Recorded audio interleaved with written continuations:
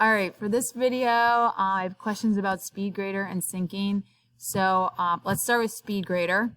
First, I'm going to go into this worksheet. We're going to find it, and we are going to click SpeedGrader right here in the corner. This is how we're going to see what students have submitted. Now, if you did something that auto-graded, the grade will already be done. You can still click into SpeedGrader to see what they did, but you do not need to go in there to actually grade. But anything you assign that Canvas does not auto-grade, you are going to need to go into grade. So my star student, Brooke Yeager, submitted this external tool Google worksheet, and she did not do very well because she did not answer most of the questions except for this one. So she's only going to get 1 point out of 10, so that's how I grade it. I can leave some assignment comments, like finish the worksheet and resubmit. I can attach a file. Maybe I have a rubric. I can leave her a little video comment of myself right inside here, and I can also do an audio comment. And I'll just show you the media one too. So this will give you the ability to record right inside, and only that kid will be able to see it.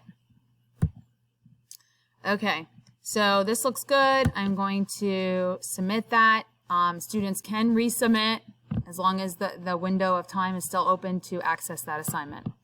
All right, so now I want to sync my grades. So I'm going to go, the first thing I'm going to do is actually I'm going to go to assignments again, and everything that has the green click check mark is going to be synced inside PowerSchool.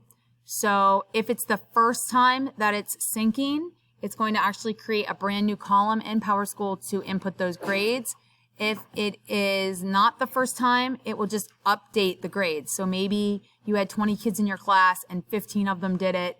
You did a sync, and then there were still 5 kids that didn't have a grade in. If you sync again, and those kids did it, it will update. And maybe students retook something and got better grades. So you have the ability to to have those grades update. So you can see down here, the little green button I have turned off. I don't want these to go into PowerSchool. I'm not ready for those yet.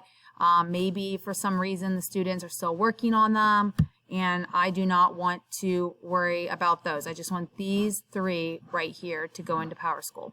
So now I'm going to go to grades. And here's my little grade book, and you can see there's Brooke again with her 1, and nobody else did it. But let's just assume I have a full class and I have some assignments that I can sync. I'm going to go to Actions, and I'm going to Sync. And I'm going to scroll down here, and I'm going to hit Sync Now. I'm not going to do that in this video, though, because I don't have any PowerSchool that lines up with this training course. But you would click here to sync. I can get to check your grade sync. There should be it's not showing up. I'm just not going